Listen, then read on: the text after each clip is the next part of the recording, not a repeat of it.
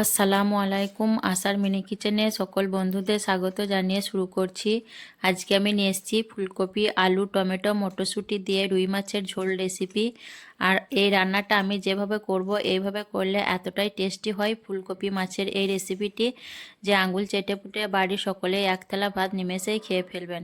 যারা ফুলকপি মাছ খেতে পছন্দ করে না তারাও এই রেসিপি পেলে আঙুল চেটে পুটে খেয়ে ফেলবে এবং চেয়ে চেয়ে খাবে। তো চলুন আজকে রেসিপিটি দেখে নেওয়া যাক। আর যারা নতুন বন্ধু আমার ভিডিওটি দেখছেন, ভালো লাগলে অবশ্যই আমার চ্যানেলটি সাবস্ক্রাইব করে আমার পাশে থাকবেন। ফুলকপি মাছের রেসিপির জন্য এখানে আমি নিয়েছি একটা মাঝারি সাইজের ফুলকপি নিয়েছি। কপিগুলো আমি বড় বড় সাইজ করে কেটে নিয়েছি আর ধুয়ে পরিষ্কার করে নিয়েছি। এখানে একটা বড় সাইজের আমি আলু নিয়েছি।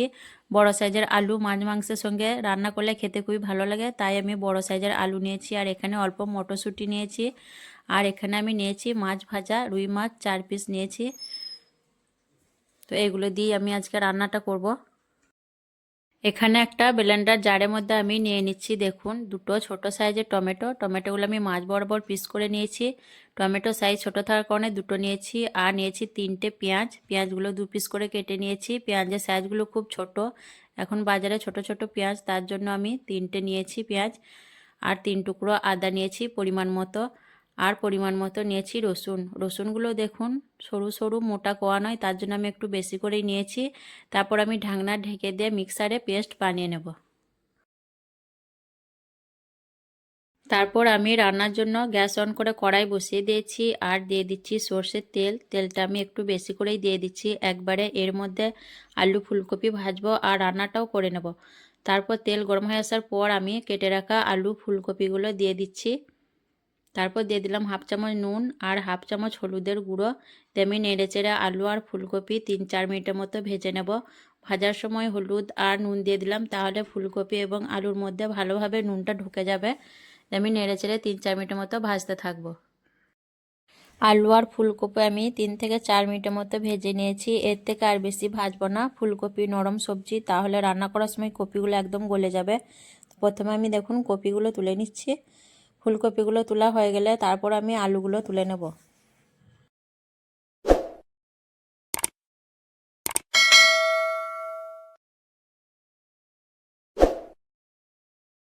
তারপর ওই গরম তেলের মধ্যে আমি দিয়ে দিচ্ছি ছোট চামচে 1 চামচ গোটা কাঁচা জিরে আর একটা তেজপাতা দিয়ে ফোড়নটা একটু নেড়ে চেড়ে আমি ভেজে নেব। ফোড়ন একটু ভেজে নেওয়ার পর এখানে আমি দিয়ে দিচ্ছি আগে থেকে পেস্ট করে রাখা পেঁয়াজ, টমেটো আর আদা রসুন দিয়ে মশলার বাটিটা ধুয়ে আমি একটু পানি দিয়ে দিচ্ছি যাতে মশলা নিচে থেকে লেগে না যায়। তারপর দিয়ে দিচ্ছি হাফ চামচ নুন, হাফ চামচ হলুদের গুঁড়ো, হাফ চামচ লঙ্কা গুঁড়ো, হাফ চামচ ধনে গুঁড়ো আর হাফ চামচ জিরে গুঁড়ো। তো আমি নেড়ে চেড়ে মশলা খুব ভালো করে কষিয়ে নেব। মশলার থেকে যতক্ষণ না কাঁচা গন্ধ চলে যাচ্ছে এবং তেল ছেড়ে বেরিয়ে আসছে ততক্ষণ অবধি আমি মশলাটা খুব ভালো করে নেড়ে চেড়ে কষিয়ে নেব। তারপর দেখুন মশলা আমি খুব ভালো করে কষিয়ে নিয়েছি, মশলা থেকে তেল ছেড়ে দিয়েছে। এখন আমি ভেজে রাখা আলুগুলো মশলার সঙ্গে দিয়ে দেবো। আবারও কিছুক্ষণ আমি আলু আর মশলা কষিয়ে নেব। মশলার সঙ্গে দেখুন শুধুমাত্র আমি আলুটা কষিয়ে নিচ্ছি, ফুলকপিটা এখন দিচ্ছি না। ফুলকপি নরম সবজি, এখন ফুলকপিটা দিলে কপিগুলো একদম গলে যাবে, তার জন্য এখন আমি ফুলকপিগুলো দেব না। আলু আর মশলা খুব ভালো করে কষিয়ে নেব। আলুগুলো আমি মশলার সঙ্গে দেখুন বেশ কিছুক্ষণ ভালোভাবে কষিয়ে নিয়েছি। এখন আমি ঝোলের জন্য পানি দিয়ে দিচ্ছি। আর ঝোলের পরিমাণটা যে যেমন করবেন সেই হিসেবে পানিটা দিয়ে দেবেন। ঝোলের পানি দেওয়ার পর আমি খুব ভালোভাবে নেড়েচেড়ে সব কিছু মিশিয়ে নিচ্ছি। সব কিছু ভালো করে মিশিয়ে নেওয়ার পর আমি এখন ঢাকনা ঢেকে দিয়ে হাই ফ্লেমে রান্না করে নেব যতক্ষণ না অবধি খুব ভালোভাবে ঝোলটা ফুটে উঠছে। কিছুক্ষণ রান্না করার পর আমি ঢাকনা খুলে নিচ্ছি আর ঝোলটা দেখুন খুব ভালোভাবে ফুটে উঠেছে। এখন আমি একটা খুন্তি দিয়ে নাড়াচাড়া করে নেব একটু। আর আলুটা একটু চেক করে দেখে নেব, আলুটা অর্ধেক সেদ্ধ হয়ে গেছে। এখন আমি এই পর্যায়ে দিয়ে দিচ্ছি ভেজে রাখা ফুলকপিগুলো আর মটরশুঁটিগুলো। এই পর্যায়ে ফুলকপিগুলো দিলে খুব সুন্দর থাকবে, গোটা গোটা হয়ে থাকবে, গলে যাবে না। দিয়ে নেড়েচেড়ে আমি খুব ভালোভাবে একটু মিশিয়ে নিচ্ছি।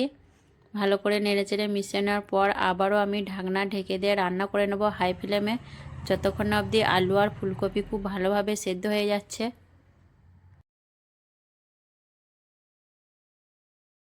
আবারও বেশ কিছুক্ষণ রান্না করার পর আমি ফিরে এলাম, দিয়ে ঢাকনা খুলে নিলাম। এখন আমি নাড়াচাড়া করে আলু দেখে নেব ভালোভাবে সেদ্ধ হয়েছে কিনা।